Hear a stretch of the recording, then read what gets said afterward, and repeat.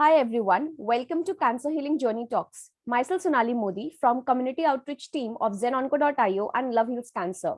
We guide cancer patients on adopting an integrative oncology treatment approach. We help them find the balance between medical treatment and complementary treatment therapies. We also help our patients with our team of oncologists, lab experts, nutritionists, and other healthcare professionals so that we can improve the treatment outcome for patients. We also help in connecting patients with other cancer warriors who have gone through this journey to address their queries. And we also share inspirational journeys to motivate other cancer warriors who are going through this journey currently. So firstly, I would like to introduce you to today's speaker, Ms. Trish Sanchez Hyde. She's a cancer warrior. I'm happy that you're here with us today to share your story. So over to you, Trish. Please tell us something about yourself. Hi, thanks for having me. First of all, I'm 55 years old. This year in January, I was diagnosed with stage 2 invasive ductal carcinoma, and it was found through routine mammogram. I had skipped my mammogram in 2020 due to COVID, and so it was really eating at me to hurry up and get it done in 2021. And I did it in January, and that's how I was diagnosed. They had seen something in my mammogram. Turned out that I had a tumor at 10 o'clock in my right breast and in my axillary area. Yeah. And at the same day, they called me to go back for an ultrasound. And then that same day, right after the ultrasound, I was advised that I would be staying for biopsy. So all of that happened in one day. Yeah, so like it was a lot. What made you go for the diagnosis? Like what were the initial symptoms? I had no symptoms at all. I did not feel a lump. I didn't feel the lump, which was bigger in my axillary area, like kind of near the armpit area. I didn't feel that lump until after the biopsies. And that's because after probing at it and poking at it, it had become swollen. So prior to my mammogram, I had no symptoms.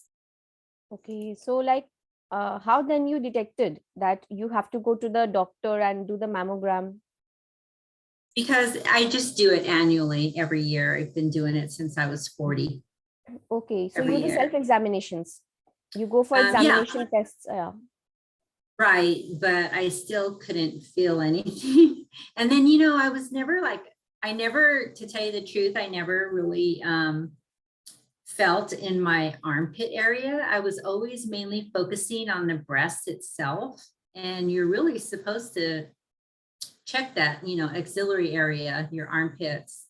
And I never did that. I never really, I mean, you know, now I know, right? But it has to happen to you for you to realize it. But unfortunately, that was like, you know, kind of not being as educated on checking myself there, you know, and it's probably, I just probably never really focused on that part and always just focusing on the breast itself. And I was always told that I had dense breasts and that I should have an ultrasound, but my insurance wouldn't cover an ultrasound unless they actually saw something. So from the start of my mammograms until 2019, I had always had normal mammograms. So, and I don't know if it was just a different technician that caught it at a different angle, but yeah, so that's, you know, how that all came about. Yeah, so can you share that how this news was disclosed to you and your family? So that day I had, you know, all those 3 procedures done in the same day. And then 5 days later, I got a call from my primary care physician, and my husband and I were sitting together. We were looking at something online, and I said, "Oh, it's my doctor calling."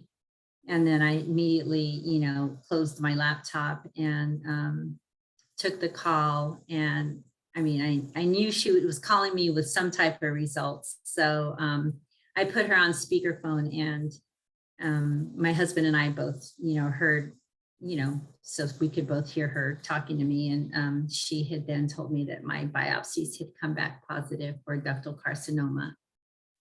and that I should see my oncologist as soon as possible. How did you all face it? We were really calm. This is my second bout with cancer. I had mottle lymphoma cancer, I had stomach cancer, which was found when I had weight loss surgery in 2015. So like, wasn't a huge shock to me this time, like as it was back in 2015. I think because when I was having the ultrasound and the biopsies, the radiologist said more than likely like that it did look like cancer. Yeah. So I wasn't in completely, I wasn't in shock. We were just calm, and we just knew that we had to face it, and just do what we needed to do to get the ball rolling and get treatment started. And I contacted my same oncologist that had helped me with stomach cancer. I went right back to him. He was pretty sad to see me back, but I felt like I was in good hands with him the first time. That whole medical care team, my cancer team there at Ironwood Cancer in Phoenix and Avondale, Arizona, and Glendale. So I immediately went back there, and I was more fearful of telling my boys. I have 3 adult sons, and I was more fearful of how they would react to it, but they were pretty calm too. And they just, said, just, we're here for you and we'll help you get through it. Yeah. So can you share your experience during the treatment time? Like, what all treatment have you undergone? So after all the testing, after my initial diagnosis, I did a lot of testing in February, from like the end of January all through February. And then I had a port inserted, and I started chemo on March 10th. And I was super sick from chemo.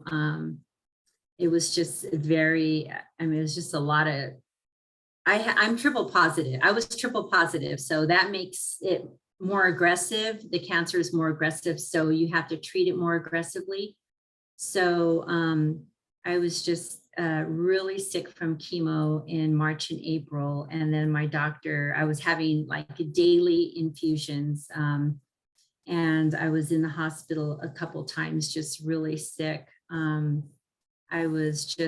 had chemo once every 3 weeks, and that in between time, there was only like 5 days a month that I was okay. And so he's like, I can't do this to you anymore. So we're gonna have a PET scan to see if the chemo has shrunk the tumors. And if so, we're gonna see if you can have surgery earlier. And then after we remove the tumors, I chose to have a double mastectomy. And after that, you'll resume with chemo. And then I had a double mastectomy with expanders inserted. And in July, that was June 2nd. And then like early July, I had got a serious infection in my left expander that I was in and out of the hospital a couple times, and I had to have it removed. So I missed some radiation. Then I was doing chemo and radiation simultaneously, which was very, very hard the whole month of September for like every day for 5 weeks. So I did 25 sessions of radiation. And I'm still going through chemo. My protocol is treatment for a year. So I have to have chemo till mid-April. And then November 24th, I will be having reconstruction surgery. So now chemo is a lot more tolerable. It's less drugs. It's Perjeta and Herceptin, which is basically a hormone blocker. So it's a lot more tolerable, and I'm not triple positive anymore, and I'm officially in remission at this time. So it's just attacking any last lingering cell as a preventative measure. So like chemotherapy is a very tough routine. So can you share your experience and how you coped with it, and what all difficulties you faced during those times? I think to cope with it is just for me, it's always just telling yourself you can get through it, just being extremely positive, and having a really good support system. You got to find your tribe. You got to, really gravitate to those people that love on you. And just, you have to, tell yourself that you are going to get through it.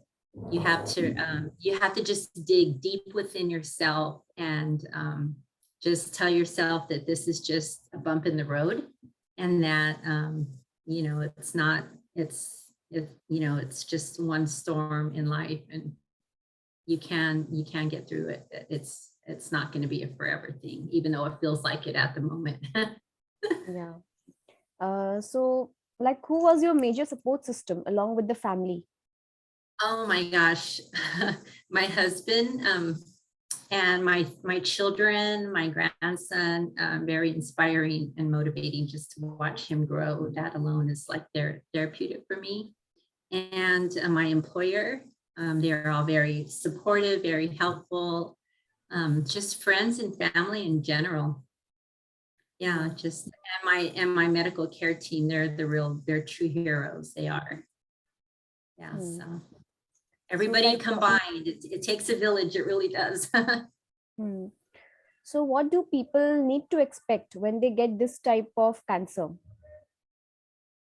You just need to stay positive, stay informed, stay educated, read all you can about your diagnosis and prognosis, and really have open communication with your care team and those around you, your family. If they ask questions, just, so that you can answer those questions. If I was asked a question, I would be like, I don't know that answer right now, but I am going to ask my doctor. That's a good question. I'm going to ask my doctor next time I see him, and then I'll find out. And that way I knew how to come back and answer it. And just to, find something that just makes you happy, that takes you, I chose to like still work during my treatment. That was a very healthy distraction for me. And I just am not good at like sitting around twiddling my thumbs, thinking about like, wallowing in my treatment or how bad I felt at the time. So work was really a good distraction for me. I worked up until I absolutely couldn't, like, when I was in the hospital or, during radiation, my radiation oncologist advised that he didn't want me to work for the rest of it, because I had been through so much in July with the surgery, in and out of the hospital, and I was, just like losing weight fast, and I just was not well at that time. So you have to just like mentally kind of put yourself in a better place. Yeah.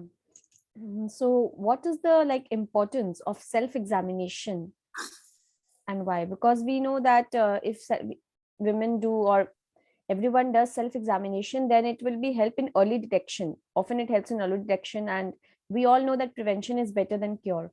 So what do you think is the importance of such self-examinations? It is. I kind of, on my social platforms, I always like the first of the month remind everybody, hey, it's the first of the month, time to check your breasts. And not just, women, men should, do it as well, because, men too, it's one of those, people, it's hard for them to believe that men can get breast cancer as well. But it is self-examination is key. It is. It's like, there's so many ways to self-exam. I mean, even your husband can help you self-exam, or, in the shower, or, just, that calendar reminder, or the same day every month, or on your birthday, however you want to, not yearly, of course, on your birthday, but, that date, just so that number sticks in your mind. So it's just self-examination is key. Awareness is key. And, it saves lives. So that's, I couldn't emphasize that enough, how, it saves lives. So, and, it's the earlier you catch it, the more treatable it is, Yeah. So like, did you made any lifestyle changes during, after the treatment? Life changes? Yeah. Like what I did to change? Lifestyle changes. Yeah, lifestyle changes. I'm sorry. Yes. Well, since I was diagnosed, I like stopped drinking any alcohol until my doctor said, yeah, it's okay to have like maybe 2 glasses of wine or, a special event or like on a vacation or whatever. After I was in remission, then, I did a couple times, but that and then just, just more aware of what you're putting into your body, what you just, even if it's like, to me, like even something simple like deodorant, start looking at more natural or organic things, things that don't, start reading. I like started reading labels, which I kind of never did before, and started seeing what ingredients things had, what, was in certain things. And just like, one huge lifestyle change mostly would be just to, don't sweat the small stuff. Just, keep moving, take your walks, you got to keep moving. Don't just, like be sedentary or sit still. So those are like just a few lifestyle changes that Hmm. I Yeah. incorporated, diet, exercise. So, like, what all things helped you in your recovery? Just along with like having a great support system, I journaled, I started journaling, just like tapping into my faith more. I mean, I've always, been, pretty Hmm. strong-willed and had Hmm. a good faith base.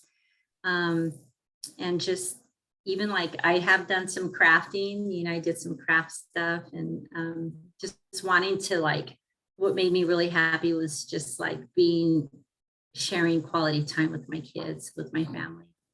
Hmm. You know, every crisis in life teaches you a particular lesson. So, what life lessons has this cancer journey taught you?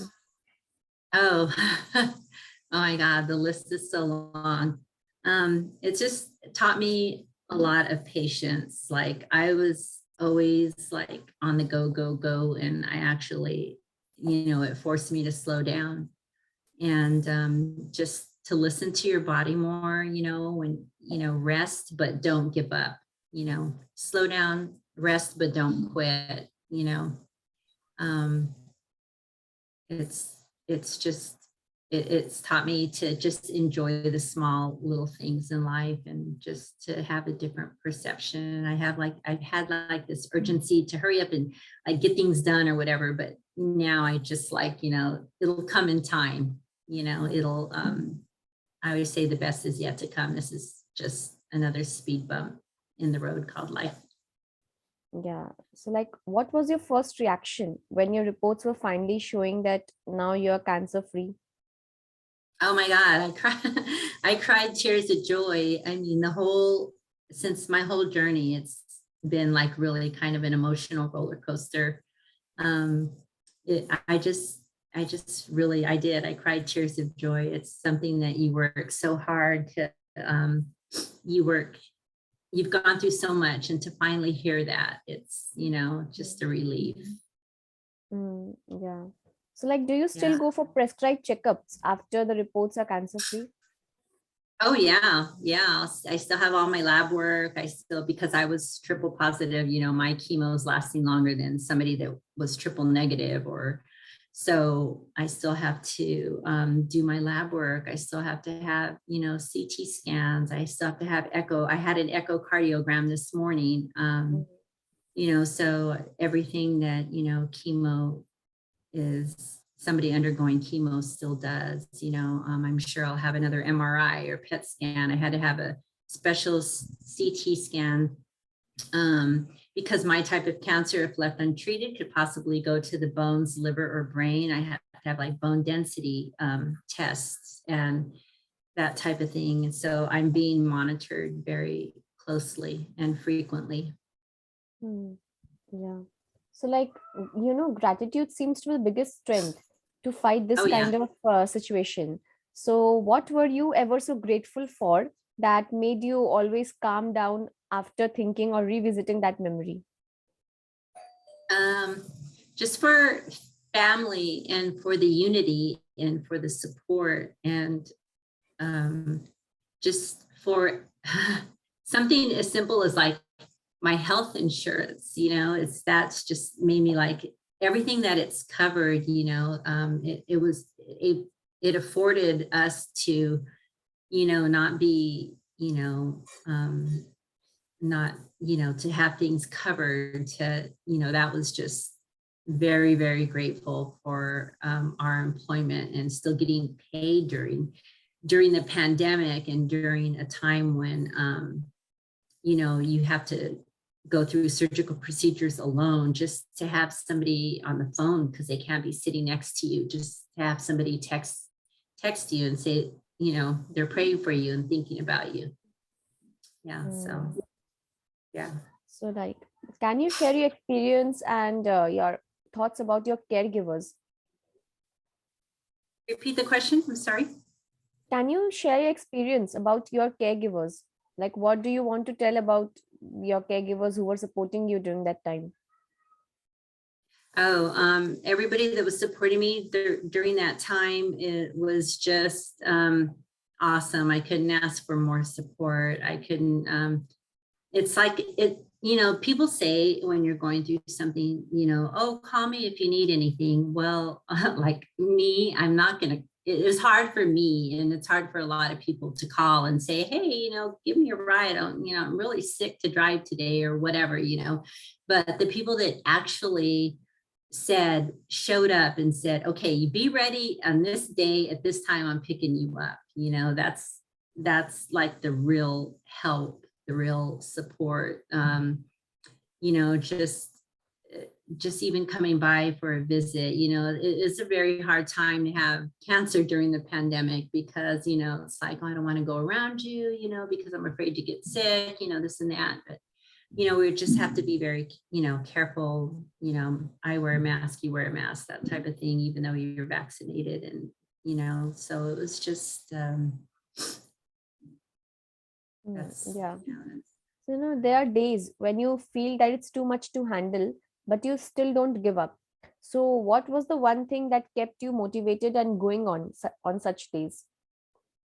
Thinking about my family, thinking, about my boys. They're like really, they're old, they're adults now, but still, they're my motivation, my inspiration. Thinking about, work. I always still wanted to be in the loop and didn't want to, be hanging out way on left field, and just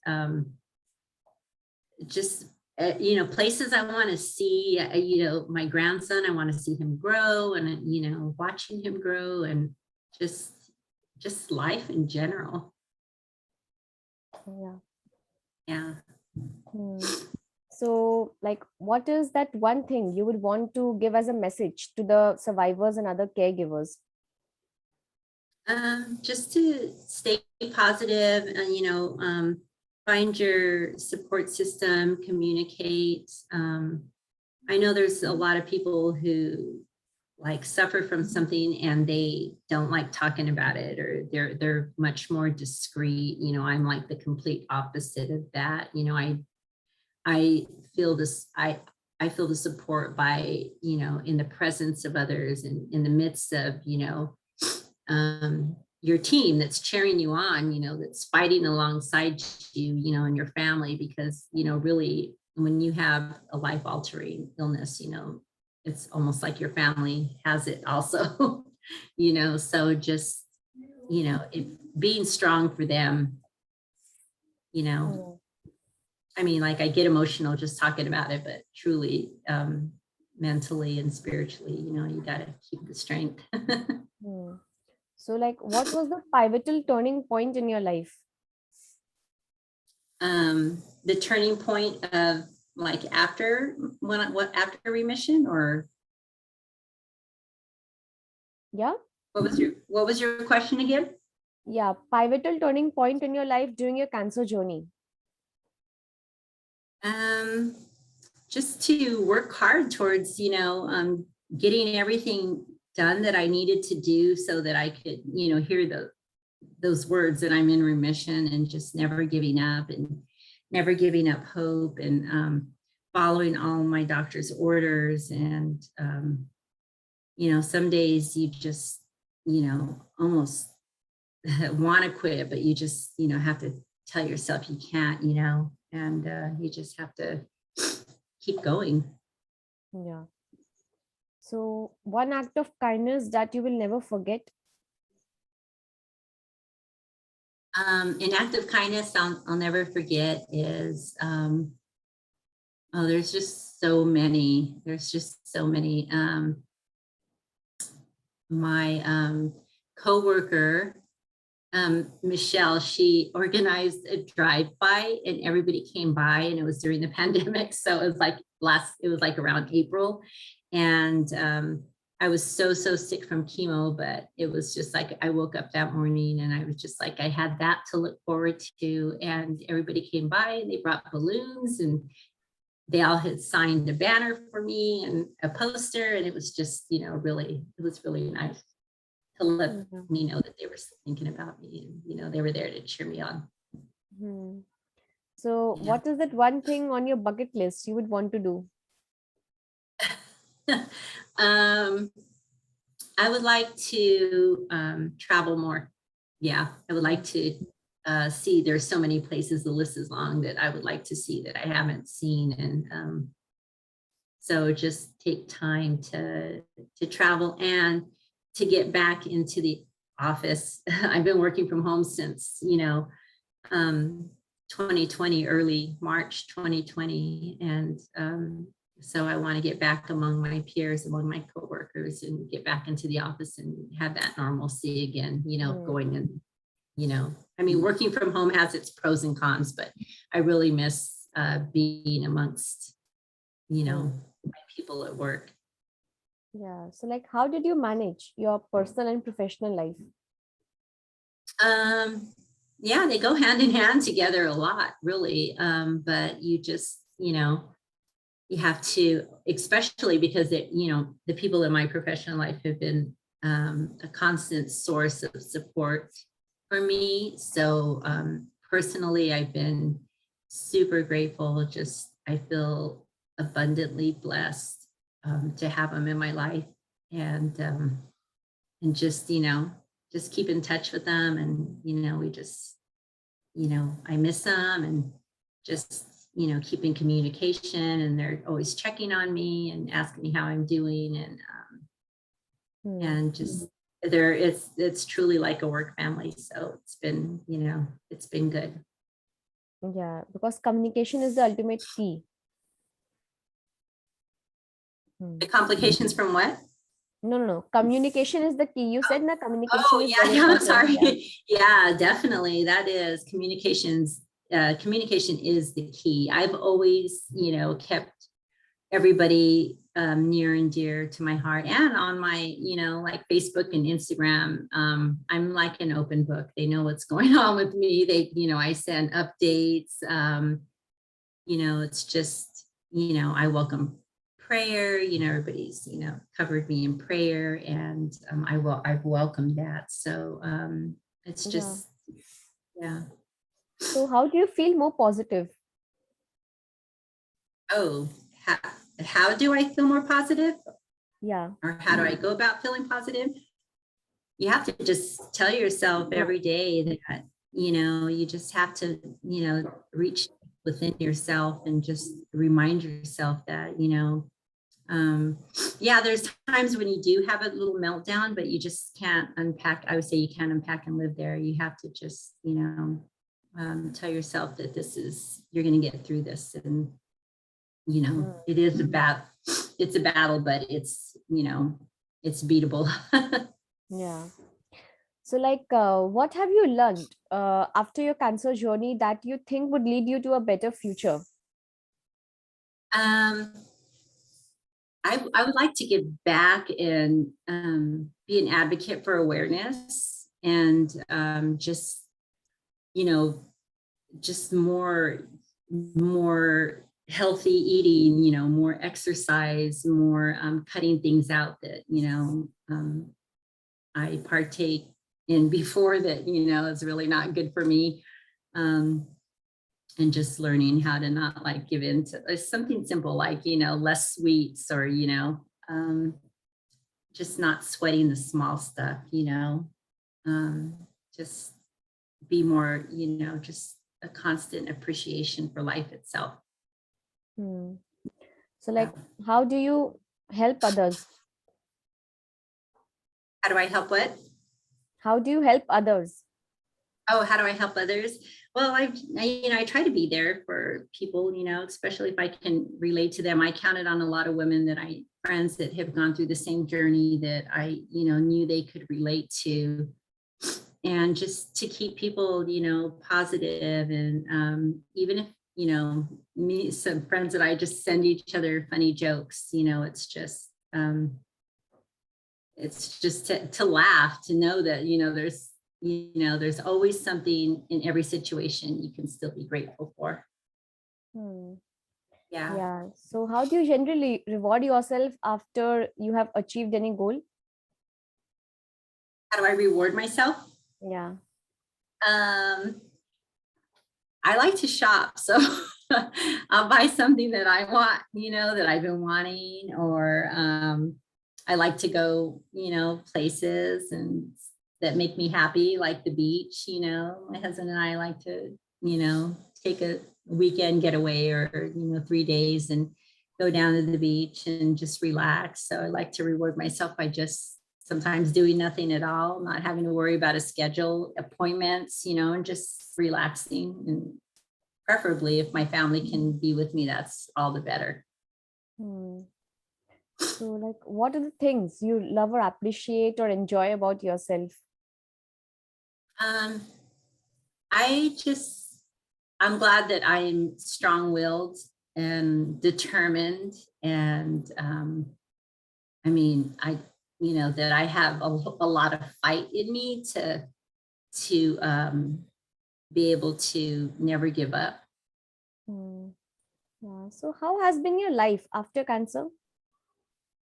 Well, I don't think it's completely over yet. So you might want to ask me after chemo is all done and I get through this reconstruction surgery. But life after, now that I'm in remission, is it feels really good. I'm super excited about my next couple phases of my reconstruction surgery, and praying I have no hiccups and no setbacks during that surgery and recovery. And that way I can continue to, live my best life, and just look forward to everything that I want to do and accomplish. Yeah. So like, can you tell what are the stigmas attached to cancer and the importance of awareness for it? Oh, there's so many stigmas attached to cancer. And I've, even talked to a lot of people that have said that they almost feel at fault. And so that's kind of like one of the stigmas that, or people feel like they kind of brought it upon themselves somehow. But, I think you can't think that way. I mean, you can't pinpoint cancer. You don't, you just can't. And I think awareness is the key to all the stigmas out there. And education is one of the keys to all of the stigmas. I wrote a little something about the stigmas. I just trying to find it in my notes here. Just that there's a various and significant amount of stigma surrounding any cancer. And again, communication is critical, and just research and awareness to shift those perceptions. And awareness is a huge factor when facing cancer. People need that emotional support so they can get through it. So what is that one thing you would want to tell to all those who are still fighting this battle? To never give up. Even on your worst day, you have to tell yourself that you could still get through it. That's just, get up, dress up, show up, and, keep fighting, just, you have cancer, but, I always say this, but like, you may have cancer, but don't allow it to have you. So that's how I sum up my journey in one sentence. Yeah. You have cancer, but don't let cancer have you. Exactly. Yeah. Yep. So, during cancer, if people don't get support, many people don't get support of their friends or family. So they go for support groups. So what do you think are the importance of such support groups and why? Support groups are great. I myself, I guess due also to COVID and stuff like that, I like to be actually in the presence of people, but, because of COVID and stuff, and I, gotten that support sometimes through a group online or just through my cancer team or through treatment, talking to others. But there are groups out there, and I think they're fantastic for people. And I think if that's, what people need to actually hear somebody's testimony and to actually be in the presence of a group, because a lot of people feel so alone, that they need, that would be good for them. They need that, company, and that knowing that, hey, these people, 6 people sitting next to me have gone through the same thing in some way or another. And, you take away something from that. So you leave there with a different perception or more motivation, with a new drive to, keep going. Then I think support groups are great. I don't have anything bad to say at all about support groups. Yeah. So, your story was really inspiring, and your journey is also inspiring. And I hope this session really motivates people out there who are traveling or who have been traveling to this journey.